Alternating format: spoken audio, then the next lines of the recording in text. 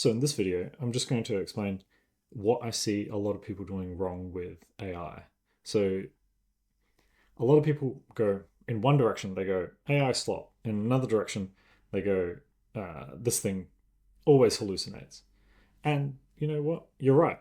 Depending on how you're using the program, it's giving you results that you just don't want.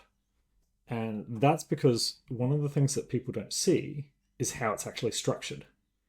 And so this is for one of my friends. He runs a business, and he was giving it various information, such as like, how much does this person cost? One of his employees, like, what are the things that we serve? Like, how can I make that more efficient? What is actually each product costing us at the end of the day? Which ones are the dogs? Which ones are the cash cows?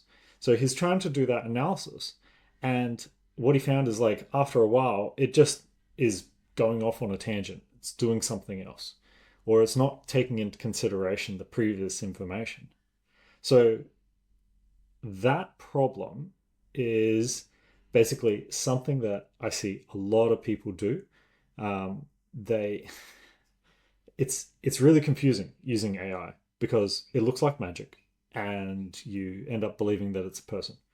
It's not, right? At the end of the day, it's basically something that spits out the next probable word, and then currently it's wrapped in a few layers that sort of make it feel like it knows what's happening. So to be like, if you hang out for this particular lesson, you'll be able to use it better, and you'll be able to get the output that you actually want. Right? So take a minute, understand what's going on underneath the surface, and then you can use the tool. It's like using a hammer and going, I can't, take off a screw with a hammer. Yeah, you can't. Well, you could if you like really whack it. But again, you not only are you hurting yourself, you're not using the tool properly, and you're just not getting the leverage. So this is me going to explain how you can do it in another way. So one of the things, like the LLM, yeah. So basically, AI is something called a large language model. Large language model, and all that it does is it predicts the next word. So the cat fell from the, and it's like, we can guess what that is.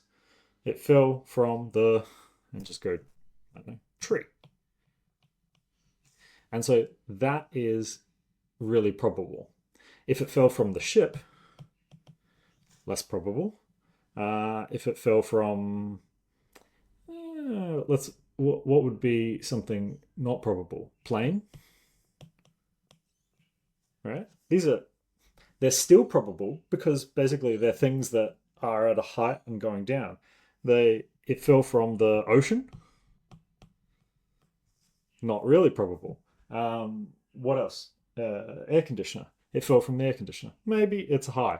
I'm still struggling to find something that's a little bit low. So the Earth's core, right? So it fell from the Earth's core. Not probable. So all that the LLM is an association machine. So it's taken all of the world's in a lot of the world's information, and basically you've made connections between everything, and you go, which one is the stronger connection given the input data. So it's like, if I give it a string of this sentence and then I ask it to complete it, it'll go, which one's most likely? And that's all that it's doing, right? So just think of it as a word regurgitation machine. You could also think of it, to a degree, it is like a person, because as we speak, we're not thinking of the next word, but our brain has got associations and it's got connections, and it brings out the next word.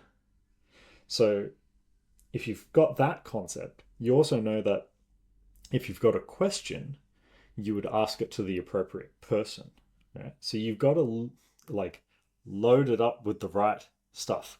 If you've got a legal question, ask a lawyer, right? If you asked me, I might tell you generally what I think, but it's not going to be to the letter of the law, right? So that is for a different person. If you ask me an engineering question, yeah, spot on, right? I'm already loaded up with the information, with the context, right? I've done the training. I've done like you can go like experience. My model is correctly associated there, right? So if we run through an example, one of the things that we're not seeing also is the wrapper. So if I get rid of this,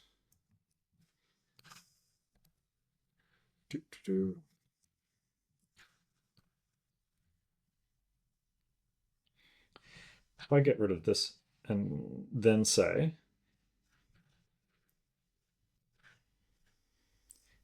the so this thing is a tumbler. It just spits out words.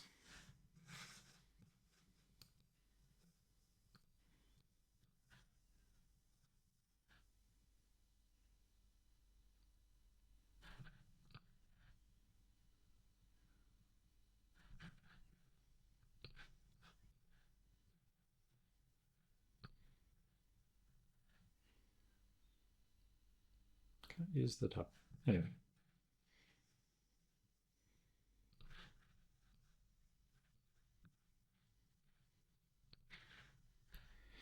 So it spits out words. And so you go, if you were to go to an LLM on the very first session, you go, what's my name?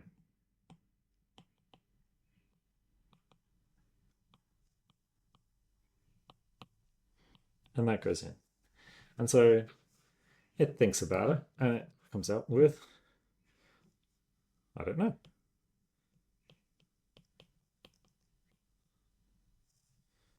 What is it?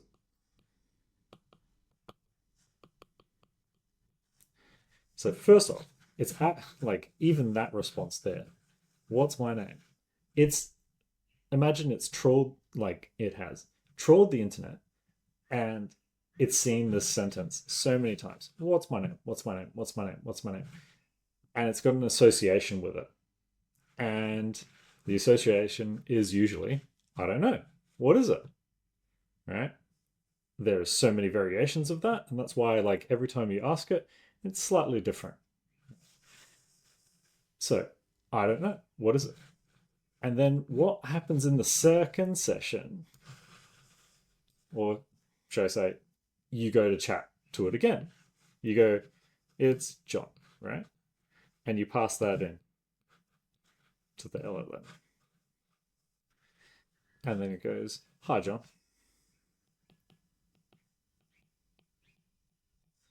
Right?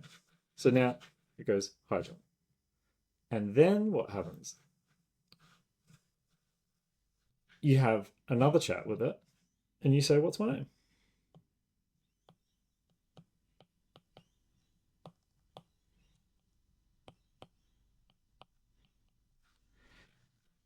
And what do you think it's going to do there? What it's actually doing, the the some of the magic is it's actually taking not just it doesn't just take in what you said then, but it takes in what you've said in the previous couple times and feeds it all in as context. Right? So like this is how it also takes in what it said as well. This is all context, right? So it's like you having a conversation. You come in, and each moment is not a new moment. You've got some history. You've had some chat, something previous, and this is what we call context. So after it gets all that, it's like getting the answers to a test, right? It's like here's the test and here are the answers. So I just put them together, right? It doesn't take too much to do that. So now when I say, what's my name? It simply goes, it looks at the previous information. So the context that it also has, it's being fed, what's my name? John. And then it goes, what's my name again? And it goes, well, John. And it's done. Right? So this leads me to another point, which is one of the ways to get the best result out of this is to load it up with the clean, crisp context about what you're talking about. Right? So context is basically, we'll run it as if you're a business, right? If you're a business, it's your SOPs. It's, if you're like all the information required to answer your question. Because unlike, it's not a magician, right? It looks like magic, but it's not magic. It doesn't know, if you don't give it context, it's going to answer from generally whatever's on the internet. So, on one end, it might end up acting like a troll, right? Because that's the majority. But this is a separate thing. There's guardrails, prevents it. But again, that's another trick, right? It's just an association machine. So if you've got a question, say we take my friend, he had the question about his goods and services, how do you back allocating the costs, right? So he's got the cost of the employees. That's something, and then he's got what is the products, and whatever information that a normal person would need to answer that question. And so you've got your chat window, and you feed them all in, and then you ask your question, and then you would get somewhat of a sane answer back, right? Because it can do complicated things, but it needs, this is really, really good context, right? So that actually leads to another problem. So the other problem that people usually get is that they keep chatting with it, chat, and then that chat gets extremely long. And so there's another problem called context window, right? And so when you're chatting with it, it has a window of context.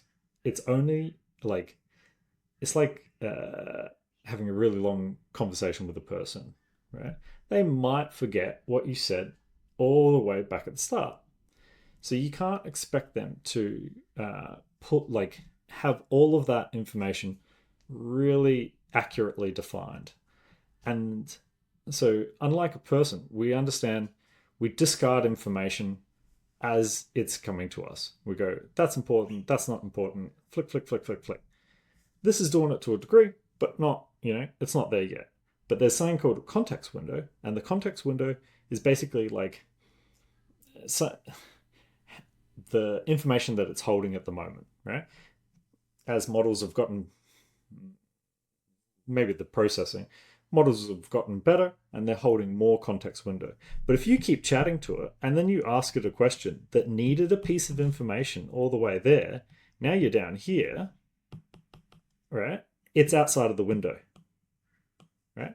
The easy way to think of that is that when you're having a chat, you should only really load up the exact one thing that you're having, right? One question, one. Or and you can refine that as much as you want, but you got to keep going on that same single question. You can't start going, you ask that question, and then you go on a tangent and bounce off into something associated, but not the same stuff. Right? What would be an example of that? In this one, it's asking about products and back allocating to which ones are the winners and the losers. So that could easily go to refining a product. And then when you're refining a product, then you could easily start talking about like different customers that like that product. Now we're off track, right? We're talking about so many different things. And it's probably outside of the context window that we're going to get like junk results, right? So keep it to one question, feed it with all the data, quality, and just like, if you did that, you will get so much better results.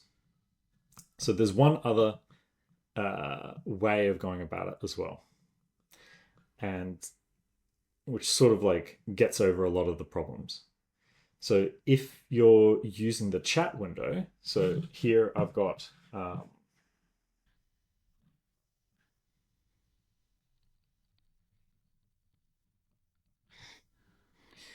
right, you've got